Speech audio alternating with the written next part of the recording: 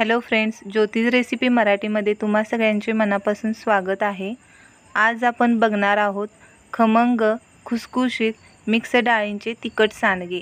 चला तर मग या रेसिपीला सुरुवात करूया। त्यासाठी या ठिकाणी मी लसूण घेतलेला आहे। लसूण जेवढा आपण वापरेल तेवढं त्याला खमंग चव येते। त्यानंतर त्यामध्ये मी कोथिंबीर घेतलेली आहे। आता हे आपल्याला मिक्सरला बारीक करून घ्यायचे आहे।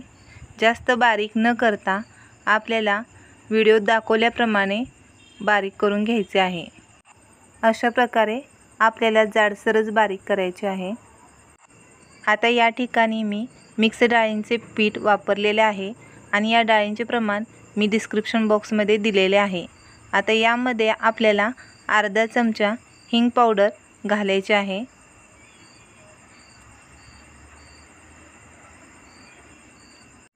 त्यानंतर याच्यामध्ये आपल्याला 2 चमचे मीठ घालून घ्यायचे आहे। मिठाचे प्रमाण तुम्ही चवीनुसार कमी जास्त ठेवू शकता। त्यानंतर यामध्ये मी 1 चमचा हळद घातलेली आहे आणि लाल तिखट या ठिकाणी मी 4 छोटे चमचे घेतलेले आहे। आता याच्यामध्ये लसूण आणि कोथिंबीर बारीक करून घेतलेली घालायची आहे।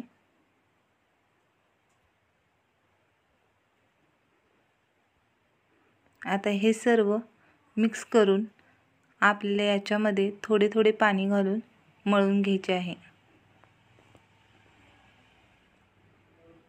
हे पीठ आपल्याला घट्ट मळून घ्यायचे आहे। आता या ठिकाणी मी एक भांडे घेतलेले आहे आणि त्याच्यामध्ये आपल्याला हे पीठ ठेवून द्यायचे आहे। हे पीठ आपल्याला घट्ट असे मळून घ्यायचे आहे। आता याच्यावर आपल्याला कापड भिजवून घालायचे आहे, जेणेकरून आपले पीठ छान भिजेल। अशा पद्धतीने आपल्याला पिठावर कापड झाकून घ्यायचे आहे आणि आता याच्यावर मी झाकण ठेवत आहे। 5 ते 6 तासांसाठी कमीत कमी आपल्याला हे पीठ भिजवून घ्यायचे आहे। अशा पद्धतीने तुम्ही बघू शकताय आपले पीठ छान भिजून तयार झालेले आहे।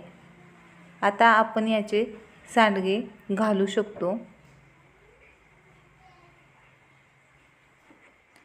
अशा पद्धतीने ह्या पिठाचे आपल्याला सांडगे घालून घ्यायचे आहेत। आपण सांडगेसाठी जे पीठ वापरणार आहोत ते आपल्याला जास्त बारीक दळून घ्यायचे नाही, थोडे मोठे मोठेच भरडून घ्यायचे आहे, जेणेकरून आपले सांडगे छान तयार होतात। आता हे सांडगे आपल्याला उन्हामध्ये छान वाळवून घ्यायचे आहेत।